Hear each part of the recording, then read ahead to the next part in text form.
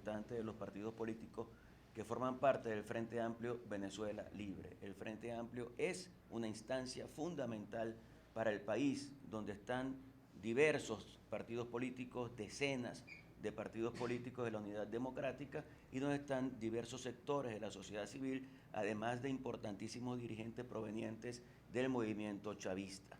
Hoy queremos hablar un poco más acerca de la crisis que vive Venezuela. Indudablemente que hay una profundización de la crisis en Venezuela, que lo que está pasando en el país se convierte en una tragedia en muchísimas regiones de Venezuela, en todo el país.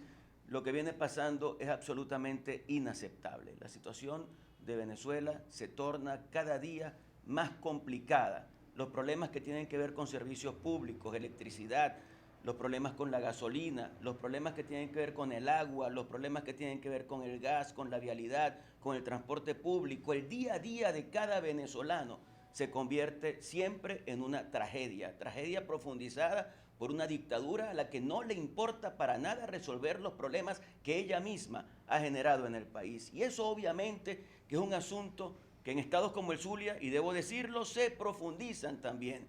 Y nosotros tenemos la responsabilidad de salir de esta situación, tenemos la responsabilidad de seguir luchando para que Venezuela tenga otra forma de vida en la que la gente sienta que puede tener calidad de vida y servicios públicos. Hoy en Venezuela, para darles un solo ejemplo, se ha repetido el caso de mucha gente que ha tenido que meter en bolsas plásticas negras a sus familiares fallecidos para enterrarlos de esa manera.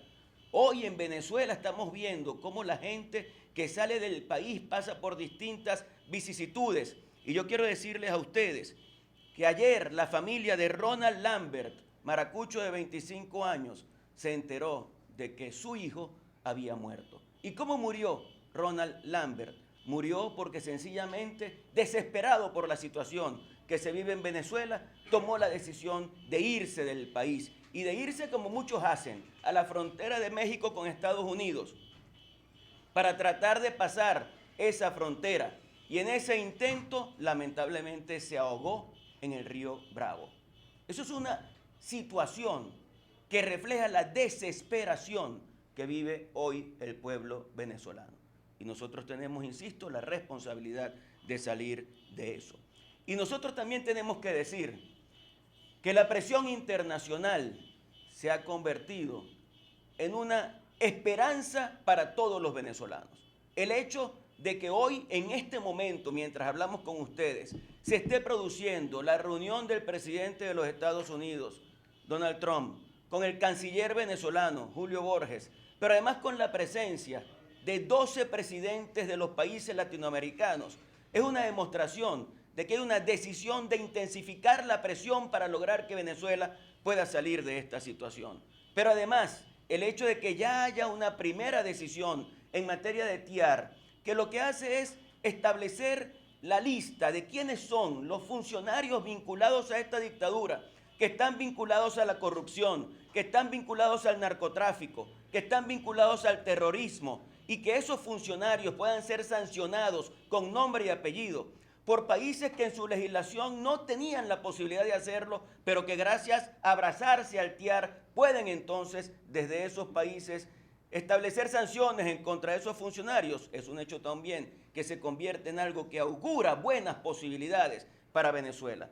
Pero además sabemos que la Unión Europea ha sido dura en cuanto a la presión que ha ejercido para que Venezuela pueda salir de esta situación.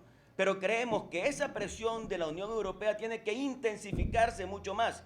Queremos más presión de la Unión Europea, porque ellos han estado muy ganados a que haya una negociación para salir de esta situación. Y nosotros hemos dicho, no hay forma de lograr una negociación para que Venezuela pueda tener elecciones libres y pueda ser el pueblo de Venezuela el que tome la decisión de hacia dónde debe ir el país si no logramos intensificar la presión. Por eso a la Unión Europea le pedimos solidariamente que intensifiquemos la presión en contra de los dictadores y de sus cómplices en Venezuela. Mientras toda esta situación pasa en el país, vemos cómo el día de ayer se reincorporan como si no hubieran roto un plato, un grupo de diputados que venían de abandonar por varios años su responsabilidad parlamentaria.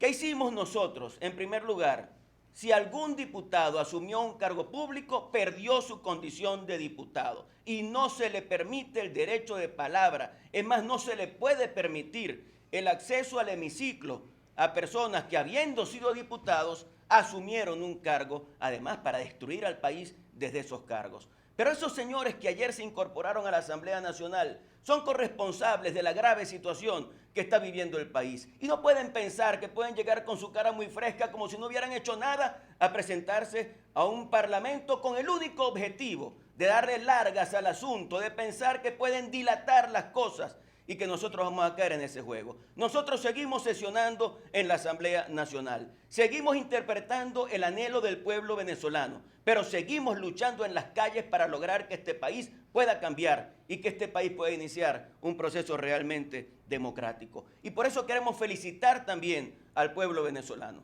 Los maestros han estado en la calle, los trabajadores han estado en la calle. Hemos visto a la gente protestando. Solamente en el mes de agosto se llevaron a cabo casi 1000 protestas en Venezuela. Y se han contado durante todo el año cerca de 12.000 protestas en el país, que muchas veces no son visibilizadas por las dificultades que tenemos para comunicar lo que está pasando en Venezuela. Pero queremos hacer un llamado a todo el pueblo de Venezuela, a que también a nosotros nos corresponde intensificar la presión.